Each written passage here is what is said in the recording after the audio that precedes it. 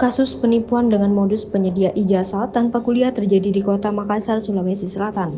Diketahui satu pelaku perempuan berinisial TF 35 tahun berhasil diamankan, sementara pelaku lainnya masih dikejar pihak kepolisian.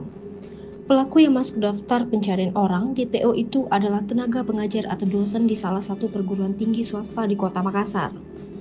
Ia ditangkap di Jalan Rapicini, Makassar, Rabu malam. Panit 2 Reskrim Polsek Rapicini Ibda Ahmad S membenarkan penangkapan TF. TF diduga melakukan tindak pidana penipuan bermodus penyedia ijazah tanpa kuliah dengan bekerja sama dengan oknum dosen. Modus operandi yang dilancarkan TF dan sang oknum dosen, kata Ibda Ahmad, yaitu dengan mengiming-imingi korbannya ijazah tanpa harus kuliah. Diperkirakan ada 9 orang korban penipuan berkedok ijazah tanpa kuliah itu. Salah satu korbannya seorang karyawan swasta berinisial US 29 tahun, warga Kecamatan Panakukang.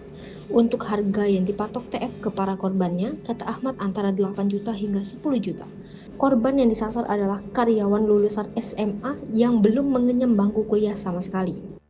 Hai pemirsa Sri Popo TV, jangan lupa komen, like, dan subscribe, serta tonton terus berita-berita terupdate lainnya ya.